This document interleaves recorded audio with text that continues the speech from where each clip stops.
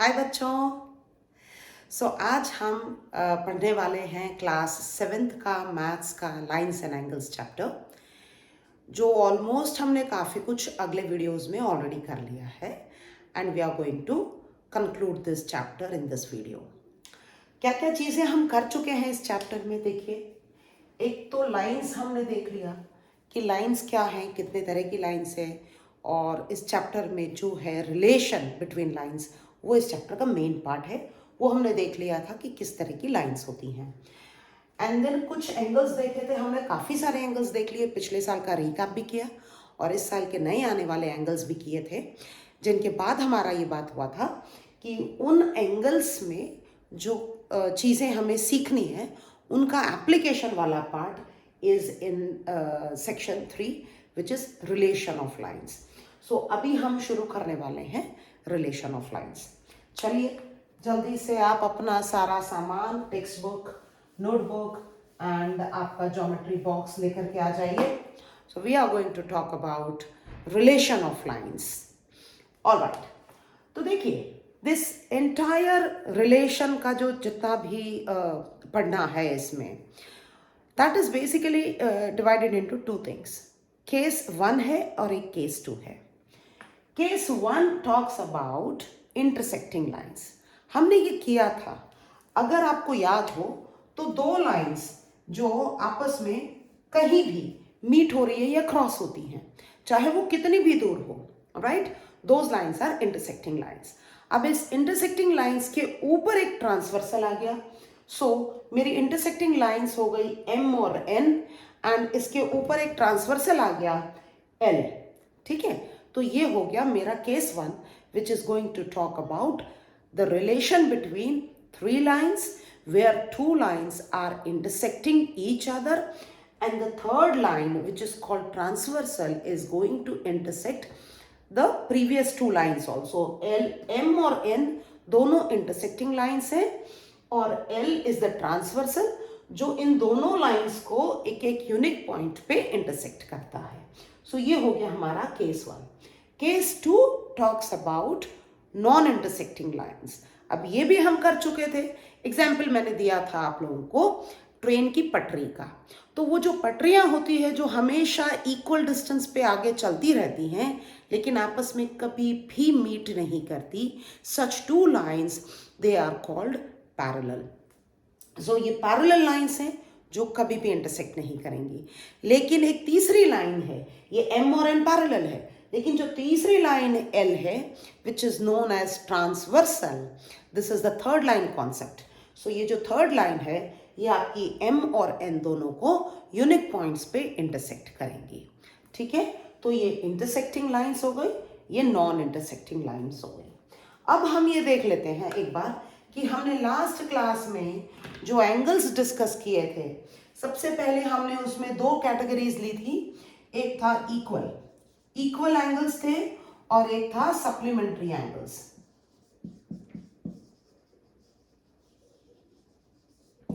Equal angles में थे हमारे पास करस्पॉन्डिंग एंगल्स,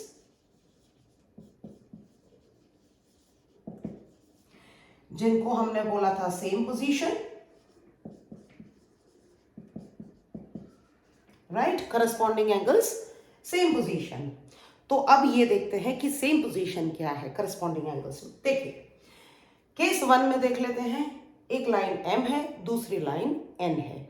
अब M और N के ऊपर एक एक एंगल है। फॉर एग्जाम्पल दिस, ये आपका हो गया angle which is above line M। अब इसका जो पेयर है वो भी सेम पोजीशन पे है, मतलब वो M, ये M के ऊपर है, दूसरा वाला N के ऊपर है। ठीक है, राइट, तो ये हो गई सेम पोजीशन। अच्छा, ये ट्रांसवर्सल के राइट में है, तो ये जो दूसरा एंगल है ये भी ट्रांसवर्सल के राइट में है। अगर ये लेफ्ट में होता तो पोजीशन सेम नहीं होती।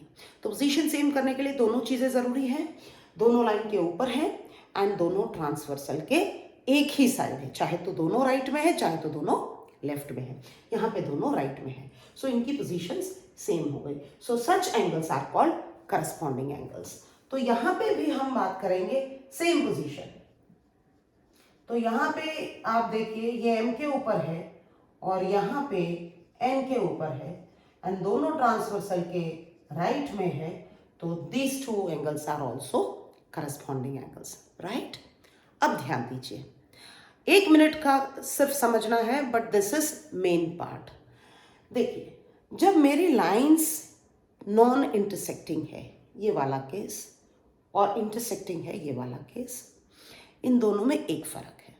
फर्क ये है कि यहाँ पे हमने इक्वल एंगल्स लिखा है, इक्वल एंगल्स, ये इक्वल है, पर ये इक्वल कब होंगे?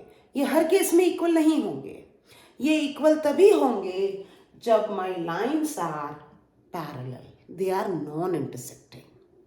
corresponding angles are equal when my lines are parallel and non-intersecting। दो में से कोई भी आप बोल सकते हैं। अगर मेरी लाइंस पैरेलल नहीं है, इसका मतलब ये कहीं ना कहीं एक दूसरे को मीट करने वाली है, ये इंटरसेक्टिंग है, then this lines will not make corresponding angles equal. देखिए, समझने की कोशिश कीजिए कि करस्पॉन्डिंग एंगल्स होंगे तो सही, दोनों केस में करस्पॉन्डिंग एंगल्स होंगे, क्योंकि सेम पोजीशन दोनों केसेस में क्रिएट हो रही है। एंगल्स होंगे, लेकिन वो इक्वल होंगे कि नहीं ये हमें देखना है on the basis of relation between lines. That is the reason the title is relation of lines. यहाँ पे m और n का रिलेशन क्या है? क्या ये पैरेलल है? नहीं, ये इंटरसेक्टिंग है। अगर ये इंटरसेक्टिंग है तो यहाँ पे मेरे करस्पॉन्डिंग एंगल्स इक्वल नहीं होंगे और यहाँ पे मेरे करस्पॉन्डिंग एंगल्स इक्वल होंगे। ठीक है, तो ये हो गया करस्पॉन्डिंग एंगल्स, सेम पोजीशन। अब दूसरा इसमें क्या था हमारे पास? ऑल्टरनेट था। इसमें दूसरा था ऑल्टरनेट एंगल्स।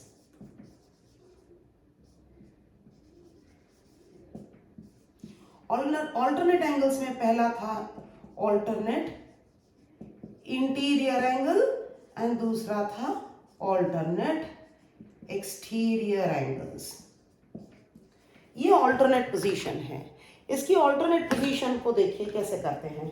देखिए, यहां पे मेरे पास एक एंगल है,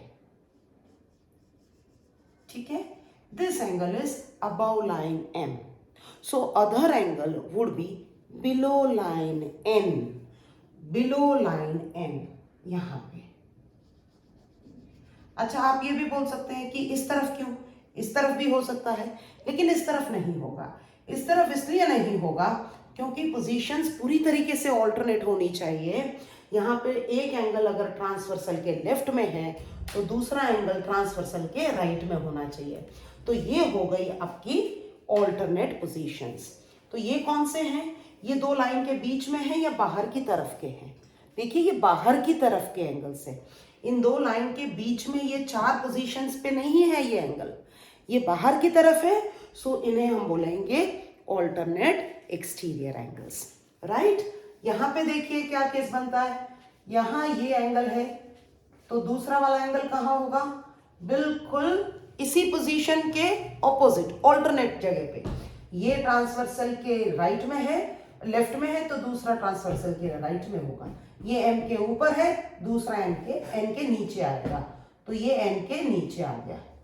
ठीक है, ये हो गया हमारा ऑल्टरनेट एंगल। अब ये भी दोनों हमने एक्सटीरियर लिए हैं, तो यहाँ पे भी ऑल्टरनेट एक्सटीरियर एंगल्स हो गए। एक केस हम ऑल्टरनेट इंटीरियर एंगल्स का भी ले लेते हैं। आप देखिए, अगर मैं ये वाला एंगल लूं, रेड वाला, तो ये ऑल्टरनेट इंटीरियर है क्योंकि ये अंदर की साइड है और ये उसकी ऑल्टरनेट पोजीशन पे उसका पैर, राइट। एक लाइन के नीचे तो दूसरा लाइन के ऊपर, एक ट्रांसवर्सल के राइट में तो दूसरा ट्रांसवर्सल के लेफ्ट में। तो यहाँ पे ये हो गए, जो रेड वाला है वो है आपका ऑल्टरनेट इंटीरियर एंगल और ये जो ब्लैक वाले हैं ये हो गए ऑल्टरनेट एक्सटीरियर एंगल्स, राइट। अब देखिए, यहाँ पे alternate interior angles and alternate exterior angles का वैल्यू भी हमेशा इक्वल होगा। यहाँ पे ये जो दो रेड है वो ऑल्टरनेट इंटीरियर एंगल्स का एक पेयर है जो वैल्यू इक्वल होगा, और ये जो ब्लैक है they are also alternate exterior angles, इनका वैल्यू भी इक्वल होगा। वाई इक्वल होगा? क्योंकि लाइन्स आर पैरेलल। अब यहाँ पे देखिए, यहाँ पे अगर मैं केस ले लेती हूँ, ये मेरा हो गया ऑल्टरनेट इंटीरियर एंगल। आप देखिए ये ऑल्टरनेट इंटीरियर एंगल, तो यहाँ पे इनका वैल्यूज एक नहीं होगा, they are not going to be equal because my lines are non parallel, right. So ये हो गया हमारा इक्वल वाला पोर्शन कंप्लीट यहाँ पे। चलिए एक लास्ट पार्ट बाकी है and then we will be able to conclude the chapter. Supplementary. अब यहाँ पे दो एंगल्स थे इफ यू रिकॉल, एक था को इंटीरियर एंगल और दूसरा था को एक्सटीरियर एंगल। देखिए को इंटीरियर एंड को एक्सटीरियर क्या है, यहां पे अगर मैं एक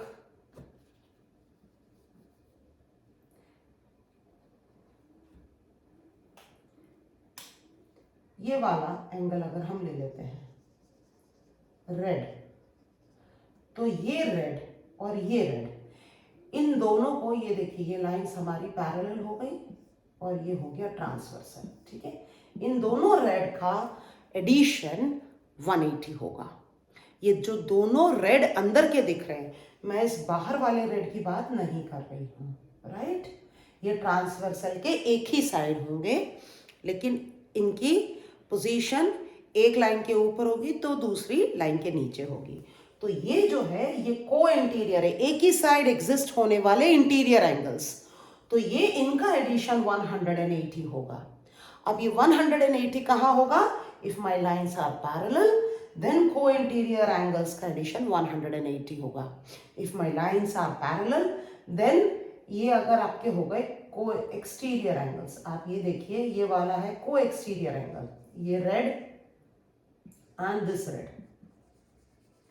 ये हो गए को एक्सटीरियर एंगल्स, ठीक है। इनका एडिशन भी 180 होगा क्योंकि ये पैरेलल लाइंस पे है, राइट। बट यहां पे अगर हम को इंटीरियर और को एक्सटीरियर देखें, आप देखिए ये वाला, क्या इनका एंगल, ये इन दोनों का एडिशन, ये एंगल ए और ये एंगल बी, ये दोनों को इंटीरियर है, लेकिन इनका एडिशन 180 नहीं होगा। Why? Because my lines are not parallel, right. तो पूरा फटाफट से 1 मिनट का समरी करें तो हमें ये समझ में आता है कि हमारे जितने भी नए एंगल्स जो हमने इस साल पढ़े, दो कैटेगरीज इक्वल एंड सप्लीमेंट्री में, जिसमें इक्वल में आएगा करस्पॉन्डिंग एंगल्स एंड आएंगे आपके ऑल्टरनेट एंगल्स। ऑल्टरनेट में ऑल्टरनेट इंटीरियर, ऑल्टरनेट एक्सटीरियर, ये इक्वल हो सकते हैं, ये इक्वल हो सकते हैं। कब होंगे? जब लाइन्स आर पैरेलल। कब नहीं होंगे? When lines are non parallel, they are intersecting. तो इस केस में ये एंगल्स इक्वल नहीं होंगे, लेकिन यहाँ पे इक्वल होंगे। Similarly co interior and co exterior angles which are also going to be supplementary, इनके एडिशंस 180 होंगे। कब?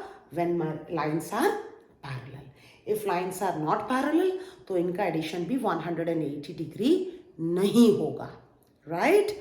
आई hope this is clear to all of you, and with this particular portion the entire concept of lines and angles class 7th chapter number 5 in NCERT textbook is complete.